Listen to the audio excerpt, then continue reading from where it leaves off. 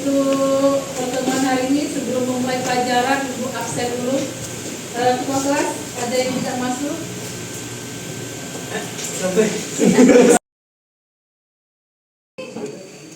Banyak sebenarnya, itu kan sudah kita belajar ekonomi ya, biar bisa cakap walau kalian yang nanti bekerja tidak hanya polisi, tidak hanya tentara, tidak hanya dokter, tidak hanya Pemda, ya, banyak bidang-bidang lainnya. Jadi tidak seperti gagal ini langsung depresi, tidak mungkin. Kalau bulan tidak mungkin seperti itu. Ada lagi selain koperasi, koperasi itu masih tingkatan rendah. Asuransi, benar, asuransi. Bagus. Siap, stabil. Ada dari kelompok 3. Nah, kelompok 1 sudah, kelompok 3 sudah, kelompok 5 sudah, oh 2. Iqbal kedua sudah. Nah, kelompok ini sudah begitu. Dharma ya. Oke, ada lagi enggak? Asuransi, koperasi, pegadaian. Apalagi?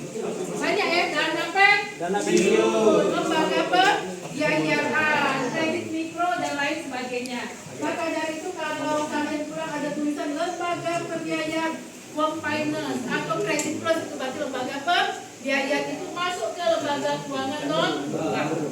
Jadi tahu ya, berarti itu lembaga keuangan intinya berarti bergerak di bidang keuangan. Leasing juga, leasing adalah lembaga keuangan. Oke. Nah, yang kedua, ini mungkin termasuk barang baru, berdiri sejak tahun 2011, yaitu Otoritas Jasa Keuangan. Coba berkenaan dengan pertanyaan informatif, apa yang Anda ketahui tentang Otoritas Jasa Keuangan? Mungkin belum paham, tetapi yang sudah tahu kan kira-kira pekerjaannya seperti apa. Apa beda Bank Indonesia dengan Otoritas Jasa Keuangan? Atau apa yang kalian mau bicarakan? Yo, boleh dipilih jawab.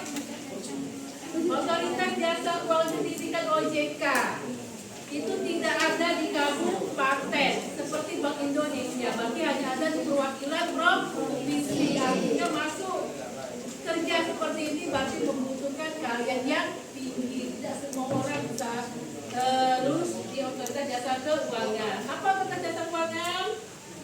Tunjuk tangan, nggak usah malu-malu. Anissa, tegak-tegak Anissa, tegak-tegak. Otoritas Jasa Keuangan adalah lembaga negara yang berfungsi menyelenggarakan sistem peraturan dan pengawasan terhadap seluruh kegiatan di dalam sektor jasa keuangan yang akan dibahas lebih lanjut. Oke, jadilah. Berarti dari situ yang dibahas oleh Anissa berarti tahu. Berarti apa intinya? Berarti semua lembaga jasa keuangan ikut di bawah kendali dari Otoritas Jasa Keuangan. Ada bank nakal misalnya, atau bank itu melarikan uang apalah, itu berarti yang menutup bank tersebut adalah OJK. Berarti sudah dari sini berarti tahu, kalau sudah paham, berarti OJK itu memang rate-nya lebih tinggi.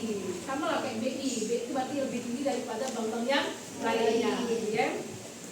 Oke, yang terakhir sebelum kita masuk pelajaran, mengapa penting mempelajari industri keuangan bank dan non bank?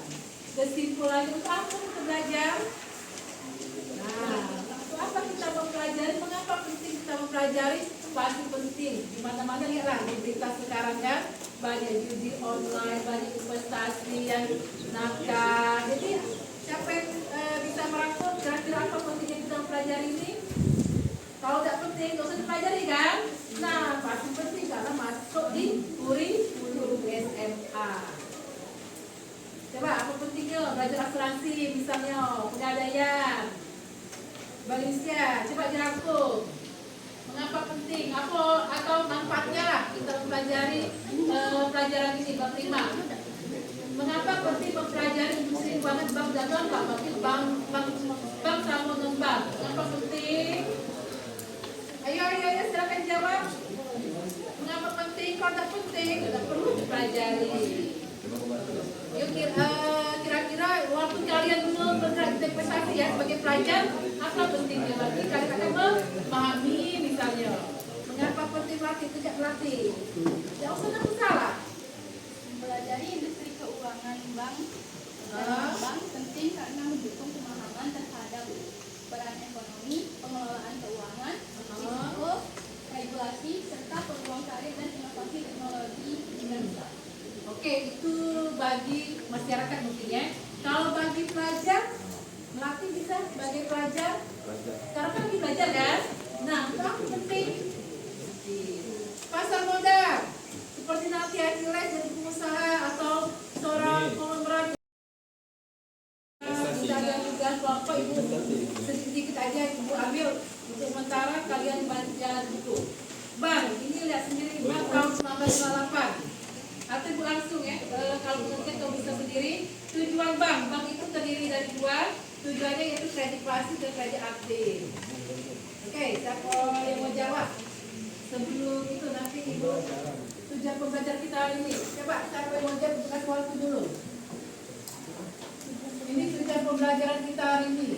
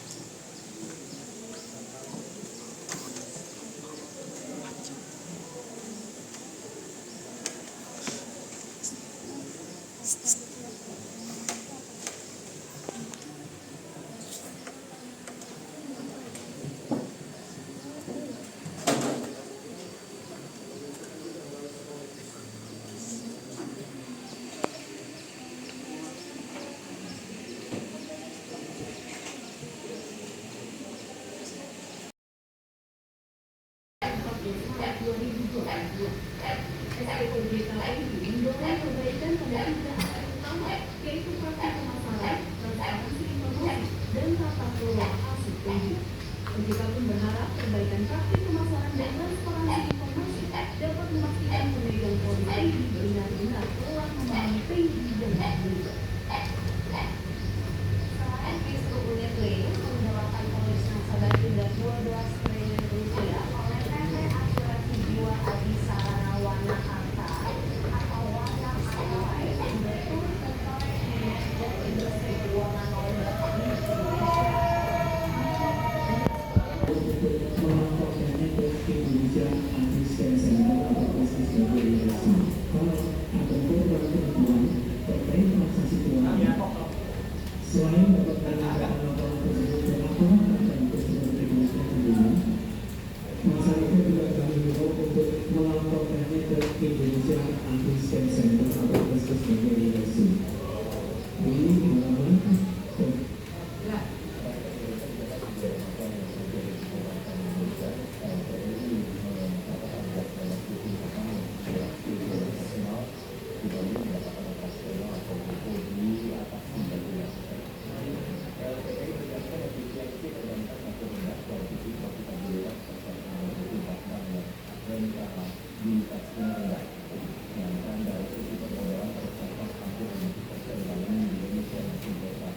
permasalahan yang ada di Indonesia, ada investasi, ada asuransi, ada lembaga keuangan sampai perbankan di balik permasalahan.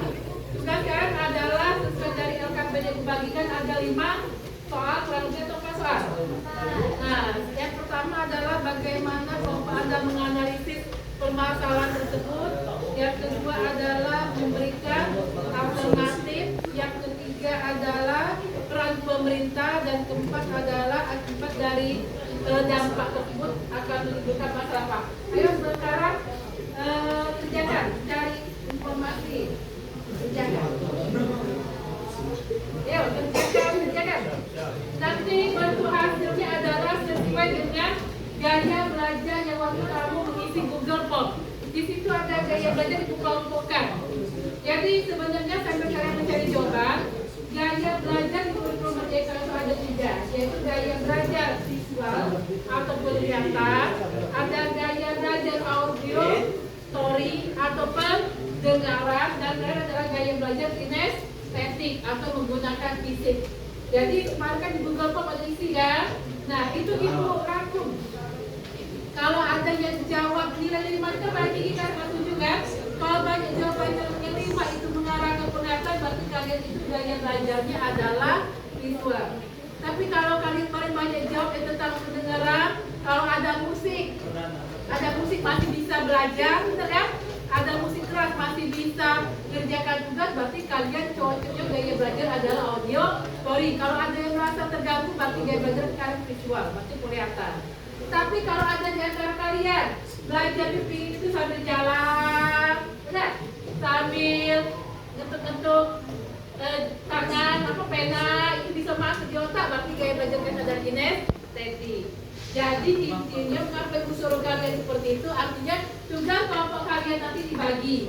Ada yang berupa video, ada yang berupa infografis, ada yang berupa makalah, ada yang berupa PPT, ada yang berupa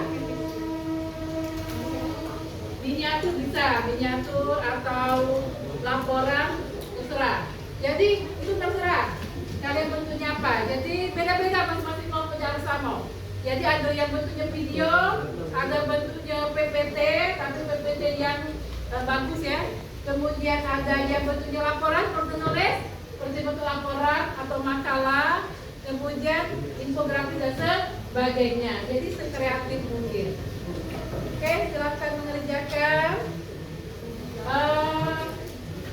Hari ini pertemuan hari ini cukup sampai di sini, tapi sebelum ibu tutup, ibu ingin mengetahui apa manfaat kita belajar hari ini atau kesimpulan dari materi kita hari ini. Ada yang bisa mengemukakan pendapat? Oke, Iqbal Musti, silakan. Iqbal. Manfaat dari materi kali ini yaitu kita bisa memahami tentang lembaga jasa keuangan yang ada di Indonesia, dan juga setelah belajar kita juga bisa mengetahui lembaga-lembaga apa saja yang ada, lembaga-lembaga jasa keuangan apa saja yang ada di Indonesia dan tugasnya apa, dan juga kita bisa mengetahui bagaimana peredaran uang dan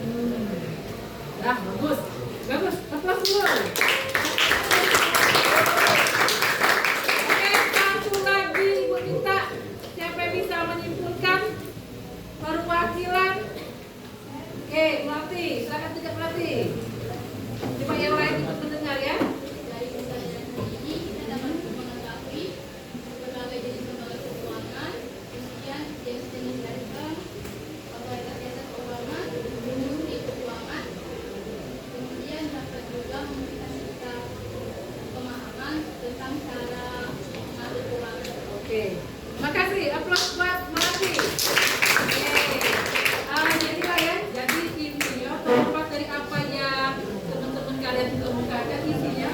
Jadi kita akan meminimalisir apabila ada kesalahan terjadi di masyarakat, dan apa yang ibu tanyakan itu tadi tidak terjadi pada diri kita.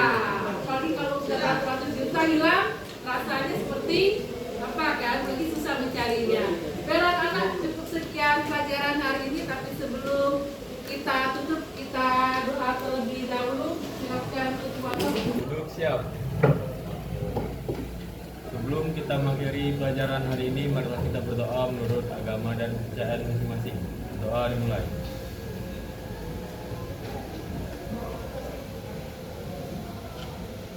Doa selesai. Beri salam. Assalamualaikum warahmatullahi wabarakatuh. Assalamualaikum warahmatullahi wabarakatuh.